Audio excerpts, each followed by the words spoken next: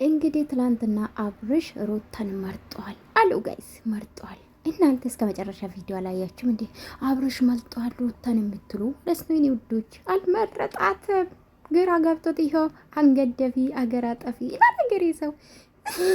እኔ ግን የትላንትና ነገር በጣም ፊልም እኮ ነው የመሰለኝ። በቃ በህልሜ ነው እንዴ ጋይስ?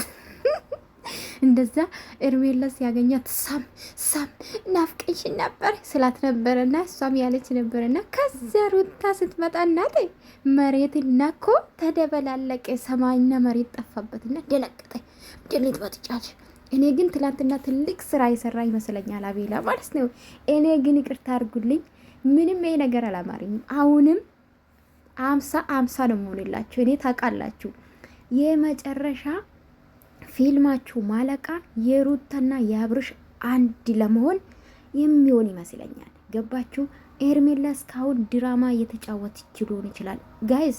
እንዴ እንዲያፈቅ ትወና እኮ ልንገራችሁ፣ ኤርሜላ እንዲያፈቅረች ሆና ነው እያለቀሰች ያለችው። ገባችሁ?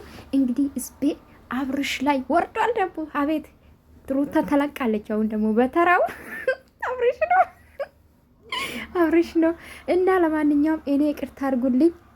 ትዳሩን ቢመልስ ደስ ይለኛል። ከሩታ ጋር ልጁን ቢያሳድግ። ይሄ ካልተቆረጠ ማለት ነው አርፎ አይቀመጥም። እንዴ ትላንትና እኮ ግራ ገባ።